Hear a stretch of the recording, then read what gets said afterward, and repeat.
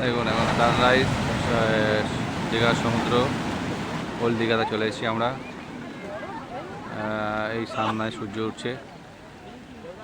দীঘাতে তো সবাই আসেন, এখন তো সবাই দীঘাতে ঘুরে যান, আসেন। দীঘাতে নতুন কিছু বলারও আমার নেই, তবে সানরাইজ যতটা সময় দেওয়ার চেষ্টা করলাম। দেখবেন সবাই দীঘা, দীঘা ওল্ড দীঘা, এটা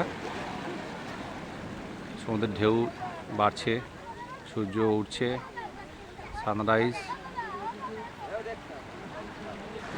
ওল্ড দীঘা সানরাইজ, সমুদ্রের গর্জন।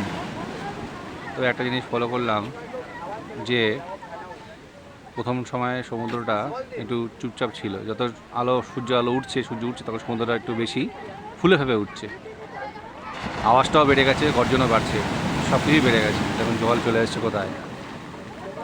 এটা কিন্তু একটা ব্যাপার, সময়ের সাথে সাথে সমুদ্রের ঢেউটাও বাড়ছে।